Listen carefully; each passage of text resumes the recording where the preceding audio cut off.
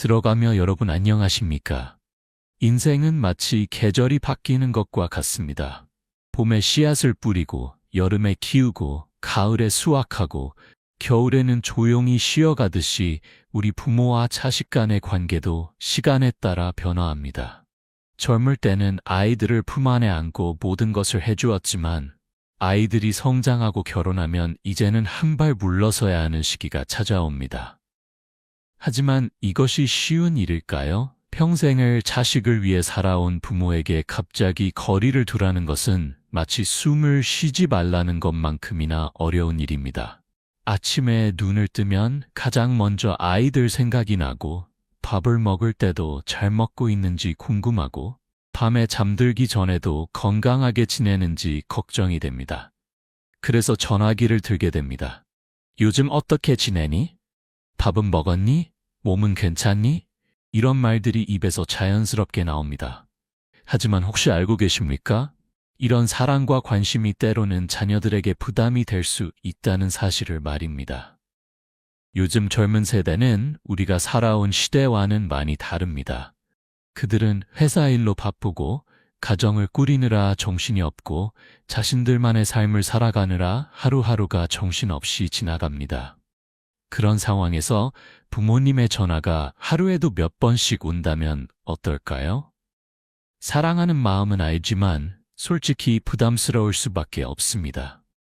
오늘 이 시간에는 결혼한 자녀와 건강한 관계를 유지하면서도 부모로서 존중받을 수 있는 5가지 방법에 대해 함께 이야기 나누어 보려 합니다. 이것은 단순히 자녀와의 거리를 두자는 이야기가 아니라 오히려 더 깊고 성숙한 관계를 만들어가는 지혜로운 방법입니다. 만약 오늘 영상이 유익하셨다면 구독 버튼을 눌러주시고 좋아요와 댓글도 부탁드립니다. 여러분의 관심과 응원이 더 많은 분들에게 좋은 정보를 나누는데 큰 힘이 됩니다. 그럼 이제 본격적으로 시작해 볼까요? 첫 번째, 먼저 연락하지 마세요. 왜 기다려야 할까요? 여러분, 혹시 이런 경험 있으신가요? 아침에 일어나자마자 자녀에게 전화를 걸었는데 받지 않습니다. 점심때 다시 전화했는데 또 받지 않습니다. 저녁에 한 번 더 전화했는데 여전히 받지 않습니다. 그러면 마음속에 걱정이 밀려옵니다.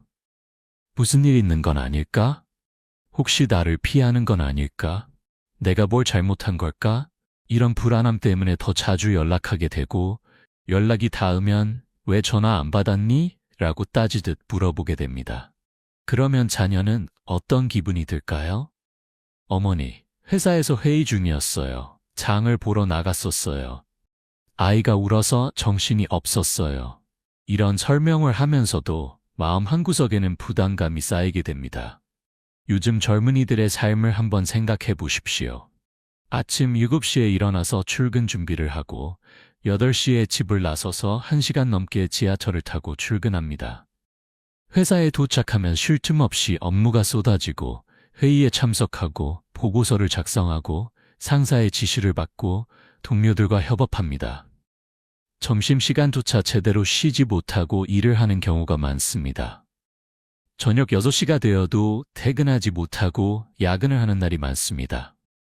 겨우 집에 도착하면 밤 9시, 10시가 넘어 있습니다. 그런데 결혼한 자녀들은 집에 도착한다고 끝이 아닙니다. 저녁 식사를 준비해야 하고 설거지를 해야 하고 아이가 있다면 아이를 돌봐야 하고 빨래를 해야 하고 다음날 준비를 해야 합니다. 이런 하루를 보내는 자녀에게 부모님의 전화가 하루에 서너 번씩 온다면 어떨까요? 물론 부모님의 마음은 이해합니다. 사랑하기 때문에, 걱정되기 때문에 전화하는 것입니다. 하지만 받는 입장에서는 아무리 사랑하는 부모님이라도 부담이 될 수밖에 없습니다. 기다림의 힘, 서울에 사는 김미숙 씨의 이야기를 들려드리겠습니다. 김 씨는 올해 65세로 슬하에 2딸을 두고 있습니다. 큰딸은 5년 전에 결혼했고 작은 딸은 3년 전에 결혼했습니다. 처음에 김 씨는 딸들이 결혼한 후에도 매일 아침 전화를 걸어 안부를 물었습니다. 일어났니? 아침은 먹었니? 오늘 날씨가 추운데 따뜻하게 입고 다녀라. 이런 말들을 매일 반복했습니다. 점심 때도 전화하고 저녁 때도 전화했습니다. 주말에는 이번 주 일요일에 우리 집에 와서 밥 먹고 가 하고 당연하다는 듯이 말했습니다. 처음에는 딸들도 전화를 받고 대답을 잘했습니다.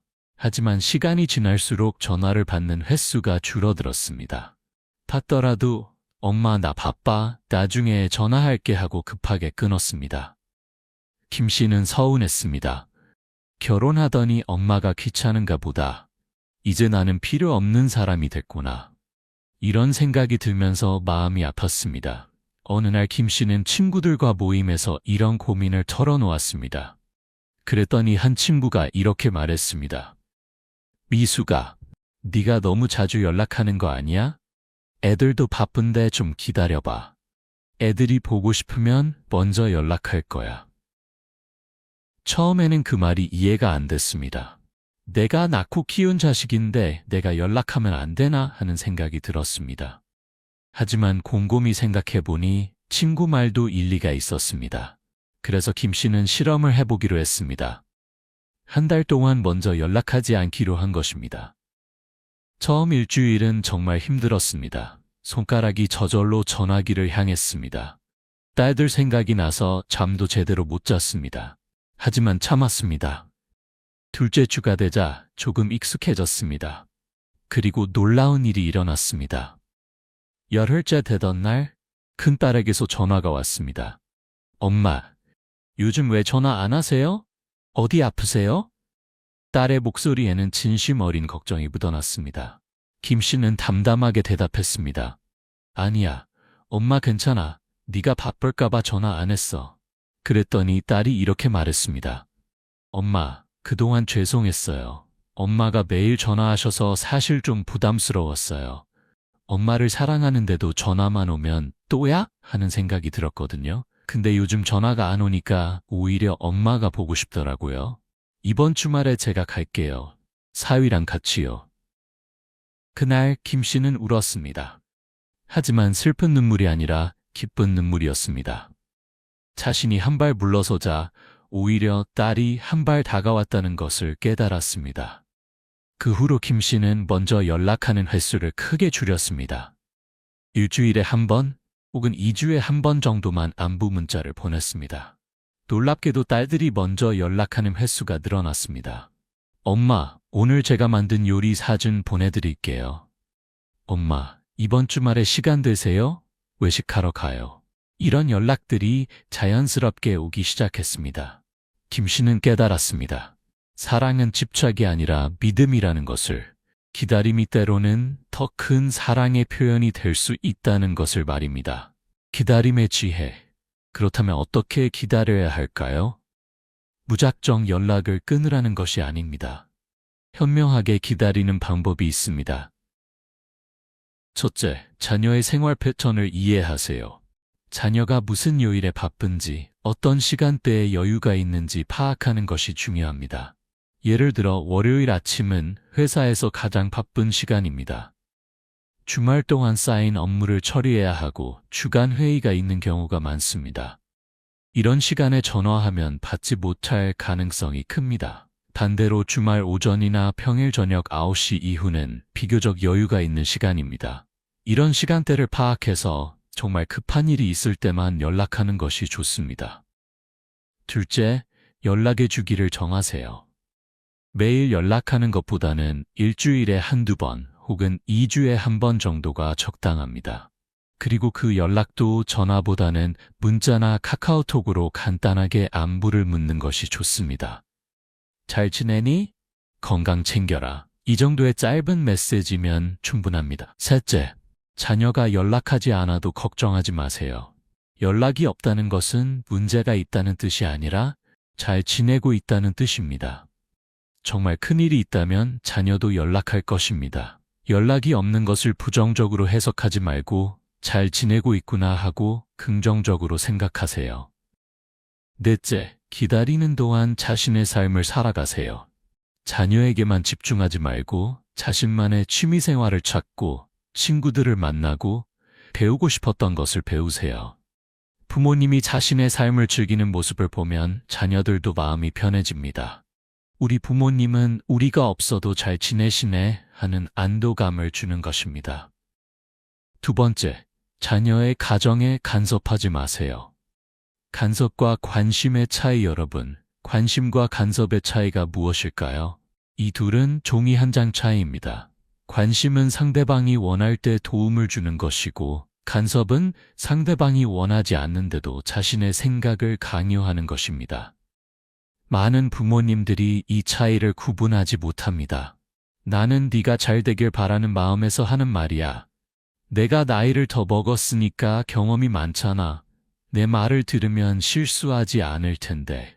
이런 생각으로 자녀의 삶에 개입합니다. 하지만 자녀의 입장에서 생각해 보세요. 자녀들도 이제 성인입니다. 결혼을 했다는 것은 독립된 가정을 꾸렸다는 뜻입니다. 그들은 자신들만의 방식으로 살아가고 싶어 합니다. 물론 때로는 실수도 하고 어려움도 겪을 것입니다. 하지만 그것도 그들의 인생이고 그 과정에서 배우고 성장합니다. 간섭의 실제 사례, 부산에 사는 박정희 씨의 경우를 보겠습니다. 박 씨는 올해 68세로 아들이 3년 전에 결혼했습니다. 며느리는 직장을 다니는 커리어 우먼이었습니다. 박 씨는 처음부터 며느리가 마음에 들지 않았습니다. 여자가 결혼하면 집안일에 신경 써야지 직장은 무슨 직장이야. 우리 아들 밥은 제대로 챙겨 먹이는 거야? 집안도 지저분해 보이던데 이런 말들을 수시로 했습니다. 주말마다 아들 집에 가서 냉장고를 열어보고 반찬이 이것밖에 없어? 하고 타박했습니다. 청소 상태를 확인하고 먼지가 쌓였네 하고 지적했습니다. 심지어 아들 부부가 외식을 하려고 하면 돈 아까운데 집에서 내가 해줄게 하며 말렸습니다. 처음에 며느리는 참았습니다. 시어머니시니까 좋은 뜻으로 하시는 말씀이니까 하고 이해하려고 애썼습니다. 하지만 이런 일이 반복되자 스트레스가 쌓였습니다. 주말만 되면 시어머니가 올까봐 불안했고 집을 완벽하게 청소해야 한다는 강박에 시달렸습니다. 결국 며느리는 남편에게 말했습니다. 여보, 어머니한테 좀 말씀드려주세요.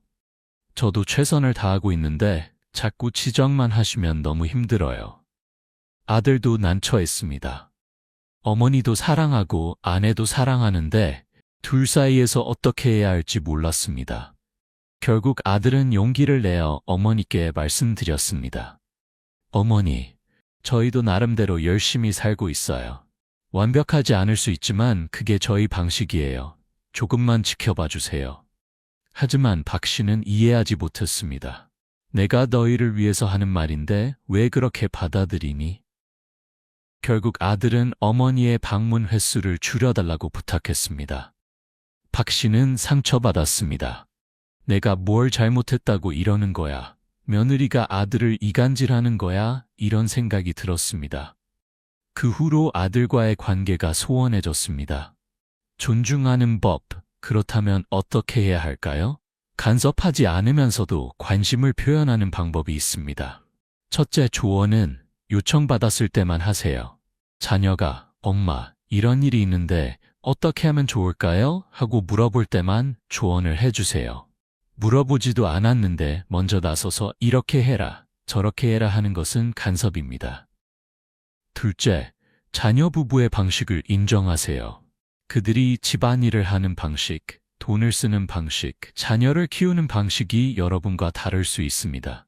하지만 그것이 틀린 것은 아닙니다. 단지 다를 뿐입니다. 세대가 다르고 시대가 다르니 당연히 방식도 다릅니다. 셋째, 칭찬을 많이 하세요. 지적하고 싶은 것이 보여도 일단 참으세요. 대신 잘하는 것을 찾아서 칭찬해 주세요. 집이 깔끔하네, 요리 솜씨가 늘었구나, 아이를 잘 돌보는구나. 이런 칭찬을 들으면 자녀들도 기분이 좋아지고 더 잘하려고 노력합니다. 넷째, 방문하기 전에 미리 허락을 구하세요. 갑자기 찾아가지 마세요. 이번 주말에 시간 되니 잠깐 들러도 될까? 하고 먼저 물어보세요. 자녀도 준비할 시간이 필요합니다. 갑작스러운 방문은 부담이 됩니다. 5째, 며느리나 사위를 진짜 내 자식처럼 대하세요. 친자식에게는 잘못된 것을 지적하면서도 며느리나 사위에게는 더 조심스럽게 대하는 경우가 많습니다. 반대로 해야 합니다.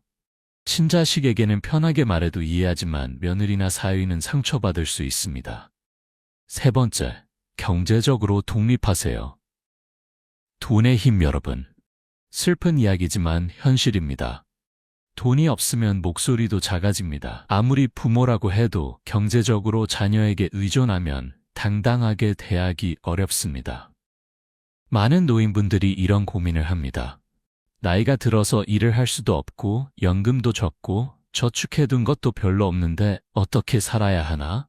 그래서 자녀에게 손을 벌리게 됩니다. 생활비 좀 보태줄 수 있니? 병원비가 필요한데 이번 달 관리비가 모자라서. 처음에 자녀들도 기꺼이 도와줍니다. 부모님을 모시는 것이 당연하다고 생각합니다. 하지만 이것이 반복되면 부담이 됩니다. 자녀들도 자신들의 생활이 있고 아이들 교육비도 들고 집값도 마련해야 하고 노후 준비도 해야 합니다.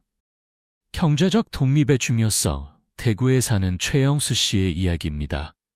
최 씨는 올해 70세로 작은 가게를 운영하다가 5년 전에 그만두었습니다.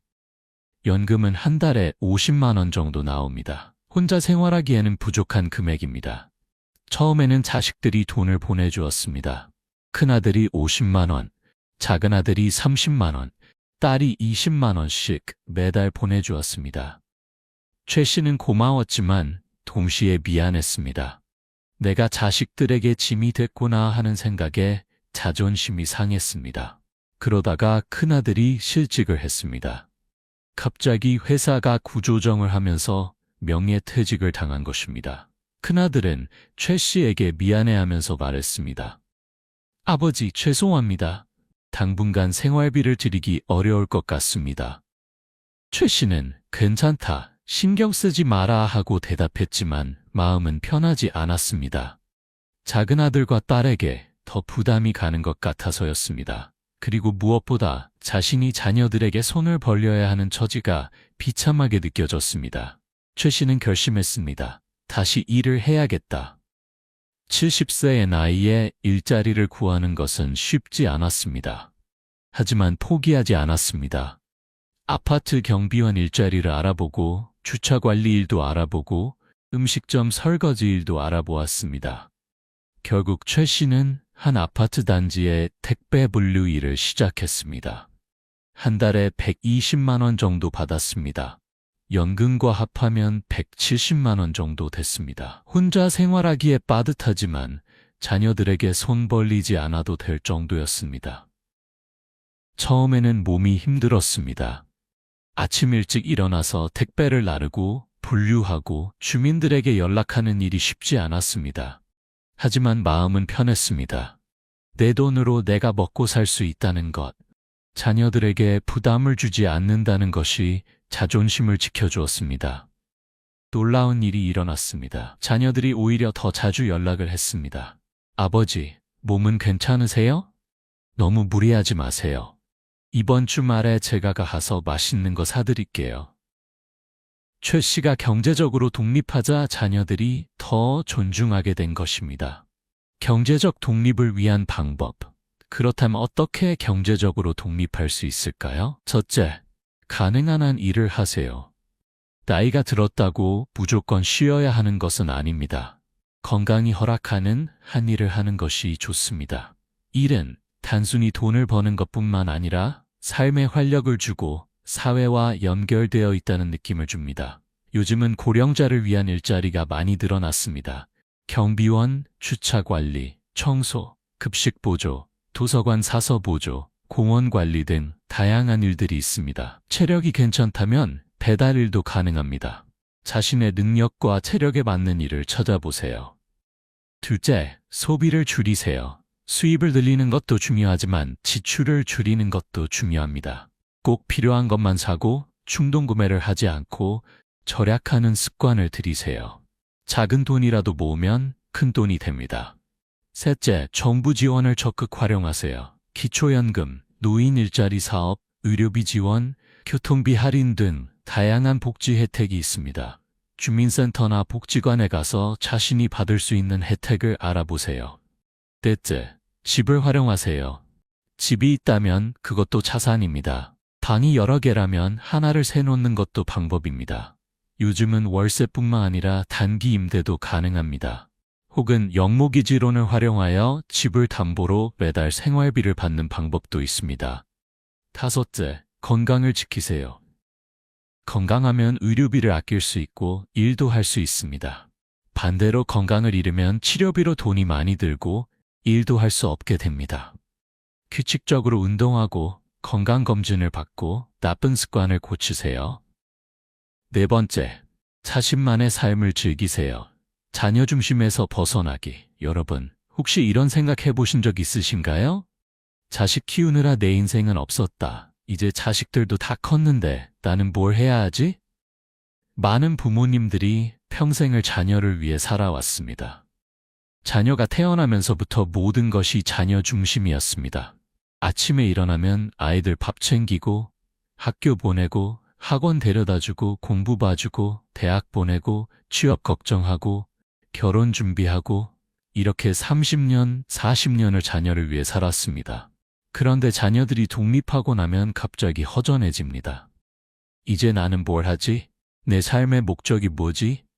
이런 생각이 들면서 우울해지기도 합니다. 그래서 또 자녀에게 매달리게 됩니다. 자녀의 삶에 계속 관여하려고 하고 손주를 봐주겠다고 나서고 자녀 없이는 살 수 없다는 듯이 행동합니다. 하지만 이것은 건강하지 않습니다. 자녀도 부담스럽고 부모 자신도 행복하지 않습니다. 이제는 자녀 중심에서 벗어나 자신의 삶을 살아야 합니다. 새로운 삶의 발견, 서울에 사는 이순자 씨의 이야기입니다. 이 씨는 올해 67세로 두 아들을 키웠습니다. 평생을 아이들을 위해 살았습니다. 아이들이 어릴 때는 밥 먹이고 공부 가르치느라 정신없었고, 아이들이 대학 갈 때는 등록금 마련하느라 고생했고, 취업할 때는 이력서 쓰는 것 도와주고 면접 준비 도와주느라 바빴습니다. 5년 전 큰아들이 결혼했고 3년 전 작은 아들이 결혼했습니다. 갑자기 집이 텅 비었습니다. 남편은 10년 전에 세상을 떠났고 이제 집에는 이 씨 혼자뿐이었습니다. 처음에는 너무 외로웠습니다. 아침에 일어나도 해야 할 일이 없었습니다. 밥을 해도 혼자 먹으니 맛이 없었습니다. 하루 종일 TV만 보다가 잠들었습니다. 그러다가 아들들에게 자주 전화하기 시작했습니다. 밥 먹었니? 잘 지내니? 이번 주말에 엄마 집에 와. 하루에도 몇 번씩 연락했습니다. 아들들은 처음에는 잘 받아주었지만 점점 귀찮아하는 기색이 역력했습니다. 어느 날 큰아들이 조심스럽게 말했습니다. 엄마도 엄마 인생을 사세요. 우리 걱정하지 마시고 엄마가 하고 싶은 일 하세요. 이 씨는 그 말에 충격을 받았습니다. 내가 자식들에게 짐이 됐구나 하는 생각이 들었습니다. 그날 밤 이 씨는 오랫동안 생각했습니다. 나는 뭘 하고 싶었지? 자식 키우기 전에 나는 어떤 사람이었지? 곰곰이 생각해보니 젊었을 때 노래 부르는 것을 좋아했습니다. 학창시절에는 합창단에서 활동했고 노래방 가는 것을 무척 좋아했습니다. 이 씨는 용기를 내어 동네 복지관에서 운영하는 실버 합창단에 가입했습니다. 처음에는 낯설고 어색했습니다. 하지만 노래를 부르니 마음이 편해졌습니다. 함께 노래하는 동료들과 친해지면서 대화도 나누고 웃음도 나왔습니다. 3개월 후 합창단은 공연을 했습니다. 작은 무대였지만 관객들 앞에서 노래를 부르니 가슴이 두근거렸습니다. 공연이 끝나고 박수를 받을 때 이 씨는 눈물이 났습니다. 아, 나도 이렇게 빛날 수 있구나. 나도 누군가에게 감동을 줄 수 있구나 하는 생각이 들었습니다. 그 후로 이 씨의 삶이 완전히 바뀌었습니다. 일주일에 2번 합창단 연습이 있고 한 달에 1번 공연이 있었습니다. 합창단 동료들과 함께 밥도 먹고 여행도 다녔습니다. 바쁘고 즐거운 날들이 이어졌습니다. 놀라운 일이 일어났습니다. 이 씨가 자신의 삶을 즐기기 시작하자 아들이 오히려 더 자주 연락을 했습니다. 엄마, 요즘 공연 준비하신다며? 언제예요? 우리도 보러 갈게요. 엄마 정말 멋지세요. 노래하는 엄마 모습 처음 봤어요. 이 씨는 깨달았습니다. 자녀에게 매달리지 않고 자신의 삶을 살 때 오히려 자녀들이 더 존중한다는 것을, 부모가 행복해야 자녀들도 마음이 편하다는 것을 말입니다. 자신의 삶을 위한 방법, 그렇다면 어떻게 자신만의 삶을 즐길 수 있을까요? 첫째, 취미를 찾으세요. 젊었을 때 하고 싶었지만 못했던 것, 좋아했지만 자녀 키우느라 포기했던 것을 다시 시작하세요. 노래, 춤, 그림, 서예, 악기, 운동 등 무엇이든 좋습니다. 나이가 들었다고 새로운 것을 배울 수 없는 것은 아닙니다. 둘째, 친구를 만드세요. 자녀만이 전부가 아닙니다. 비슷한 나이의 친구들과 어울리면 공감대도 형성되고 외로움도 덜합니다. 복지관, 노인정, 종교시설, 동호회 등에 나가서 사람들을 만나세요. 셋째, 봉사활동을 하세요. 다른 사람을 돕는 일은 보람도 있고 자존감도 높여줍니다. 급식 봉사, 환경정화, 독거노인 돌보기, 아이들 책 읽어주기 등 할 수 있는 봉사가 많습니다. 넷째, 운동을 하세요. 건강한 몸에 건강한 정신이 깃듭니다. 걷기, 등산, 수영, 요가, 댄스 등 자신에게 맞는 운동을 찾아서 규칙적으로 하세요. 운동하면 체력도 좋아지고 기분도 좋아집니다. 다섯째, 배움을 계속하세요.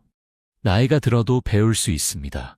요즘은 노인대학, 평생교육원 등에서 다양한 강좌를 운영합니다. 스마트폰 사용법, 외국어, 역사, 문학 등 관심 있는 것을 배우세요. 다섯 번째, 며느리와 사위를 존중하세요. 새로운 가족 구성원 여러분, 며느리나 사위는 어떤 존재일까요? 많은 분들이 이렇게 생각합니다. 내 자식과 결혼했으니 이제 우리 가족이야. 틀린 말은 아닙니다. 하지만 조금 더 깊이 생각해 볼 필요가 있습니다. 며느리나 사위는 자신의 부모 밑에서 자라며 그 가정의 문화와 가치관을 배웠습니다. 20년, 30년 동안 형성된 그들의 생활 방식이 있습니다. 그런데 결혼과 동시에 갑자기 다른 가정의 방식에 맞추라고 하면 어떨까요? 쉽지 않습니다. 많은 갈등이 여기서 시작됩니다.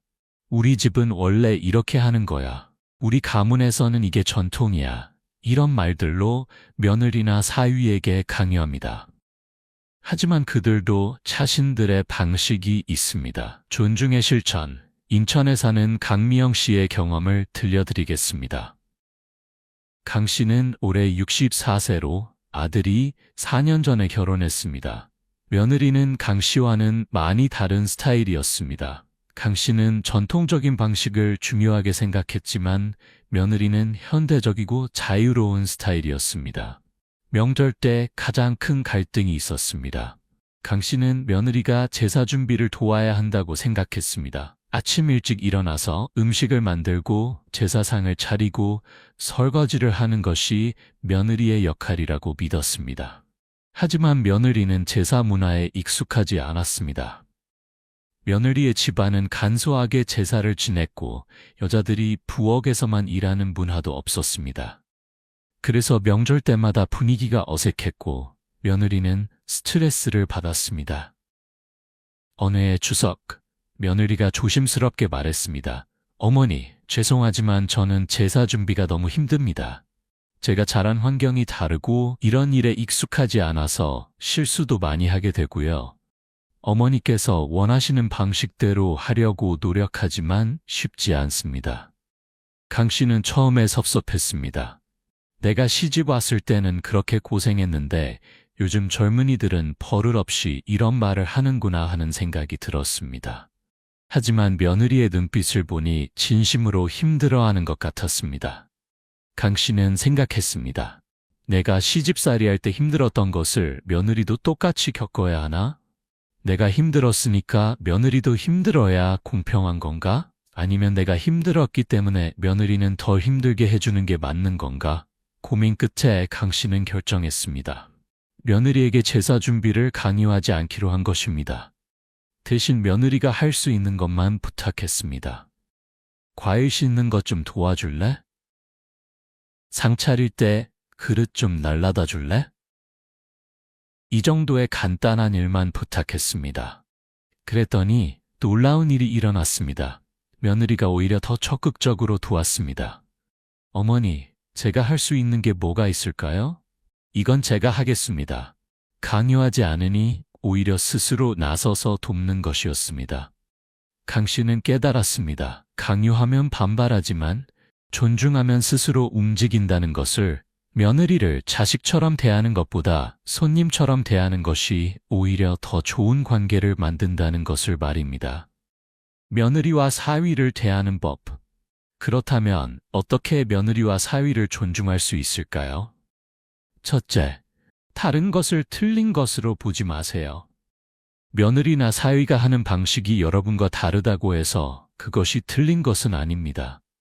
세대가 다르고 자란 환경이 다르니 당연히 방식도 다릅니다. 다양성을 인정하세요. 둘째, 강요하지 마세요. 우리 집은 원래 이래. 이렇게 하는 게 맞아. 이런 식의 강요는 반발만 불러일으킵니다. 대신 우리는 보통 이렇게 하는데 너희는 편한 대로 해도 돼 하고 선택권을 주세요. 셋째, 친자식과 차별하지 마세요. 아들에게는 야단치면서 며느리에게는 예의를 차리거나 반대로 딸에게는 친하게 대하면서 사위에게는 냉정하게 대하는 것은 좋지 않습니다. 모두에게 공평하게 대하세요. 넷째, 사생활을 존중하세요.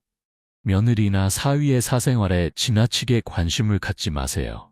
월급이 얼마니? 저축은 얼마나 했니? 둘째 계획은? 이런 질문들은 부담스럽습니다. 다섯째, 고마움을 표현하세요. 며느리나 사위가 무언가를 해주면 당연하게 받아들이지 말고 고마움을 표현하세요. 고맙다, 수고했다, 잘했다. 이런 말 한마디가 관계를 부드럽게 만듭니다. 마무리, 존중받는 부모가 되기 위하여 여러분, 우리가 지금까지 이야기한 것들을 다시 한번 돌아보겠습니다. 첫째, 먼저 연락하지 마세요. 기다리는 것이 때로는 더 큰 사랑의 표현입니다. 둘째, 자녀의 가정에 간섭하지 마세요. 그들도 성인이고 자신들만의 방식이 있습니다. 셋째, 경제적으로 독립하세요. 자립할 수 있을 때 당당해집니다. 넷째, 자신만의 삶을 즐기세요. 자녀가 전부가 아닙니다. 다섯째, 며느리와 사위를 존중하세요. 그들도 소중한 가족입니다. 이 5가지를 실천하는 것이 쉽지 않다는 것을 압니다. 평생 자녀를 위해 살아온 부모에게 갑자기 한 발 물러서라고 하는 것은 마치 숨을 참으라는 것만큼 어려울 수 있습니다. 하지만 이것은 자녀를 덜 사랑하라는 것이 아닙니다. 오히려 더 현명하게 사랑하라는 것입니다. 집착이 아닌 믿음으로, 간섭이 아닌 존중으로, 의존이 아닌 독립으로, 자녀 중심이 아닌 자기 중심으로 살아갈 때 오히려 자녀들이 더 가까이 다가옵니다. 부모가 당당하고 행복할 때 자녀들도 편안해집니다. 부모의 역할은 자녀가 성장하면서 계속 변화합니다. 어릴 때는 보호자였지만 성인이 되면 조언자가 되고 결혼 후에는 의원자가 되어야 합니다. 멀리서 지켜보며 필요할 때 도와주는 것, 그것이 성숙한 부모의 모습입니다. 여러분, 나이가 든다는 것은 약해지는 것이 아니라 지혜로워지는 것입니다. 젊었을 때는 힘으로 자녀를 보호했다면 나이가 들어서는 지혜로 자녀를 인도해야 합니다. 그리고 그 지혜는 한 발 물러설 줄 아는 것에서 시작됩니다. 오늘부터라도 자녀에게 전화하고 싶을 때 한 번 더 생각해 보세요. 정말 급한 일인가? 이 전화가 자녀에게 부담이 되지는 않을까? 그리고 전화기를 내려놓고 대신 자신을 위한 시간을 가져보세요. 책을 읽거나 산책을 하거나 친구를 만나거나 취미생활을 즐기세요. 자녀의 집에 가고 싶을 때도 한 번 더 생각해 보세요. 미리 허락을 받았나? 지금 가는 것이 자녀에게 편할까? 그리고 자녀가 초대할 때까지 기다려 보세요. 기다림 끝에 오는 만남이 더 즐겁고 의미 있습니다. 자녀에게 조언하고 싶을 때도 참아보세요. 자녀가 먼저 물어올 때까지 기다리세요. 그리고 조언을 할 때도 강요가 아닌 제안으로, 명령이 아닌 의견으로 표현하세요. 경제적으로 어려울 때도 쉽게 손을 벌리지 마세요. 자녀에게 부담을 주는 것보다 스스로 해결할 방법을 먼저 찾아보세요. 작은 일이라도 하면서 자립하는 것이 자존심을 지키는 길입니다. 그리고 무엇보다 자신의 삶을 사세요. 자녀가 전부라고 생각하지 마세요. 여러분도 여러분만의 인생이 있습니다. 자녀를 키우느라 미뤄왔던 꿈, 하고 싶었던 일, 배우고 싶었던 것들을 이제 시작하세요. 나이가 들었다고 너무 늦은 것은 아닙니다. 마지막으로 며느리와 사위를 진심으로 존중하세요. 그들은 여러분의 자녀가 선택한 사람입니다. 여러분의 자녀가 사랑하는 사람입니다. 그들을 존중하는 것은 곧 여러분의 자녀를 존중하는 것입니다. 여러분, 존중받는 부모가 되는 것은 거창한 것이 아닙니다. 작은 실천에서 시작됩니다. 전화를 한 번 덜 하는 것, 방문하기 전에 허락을 구하는 것, 자녀의 선택을 인정하는 것, 자신의 삶을 즐기는 것, 이런 작은 변화들이 쌓이면 자녀와의 관계가 훨씬 더 건강해지고 행복해집니다. 그리고 무엇보다 여러분 자신이 더 행복해집니다. 자녀에게 매달리며 불안해하는 대신 자신의 삶을 즐기며 평온해질 수 있습니다.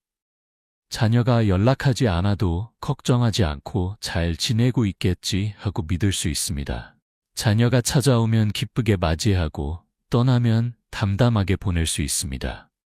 이것이 바로 성숙한 부모의 모습입니다. 집착하지 않으면서도 사랑하고 간섭하지 않으면서도 관심을 갖고 의존하지 않으면서도 연결되어 있는 것.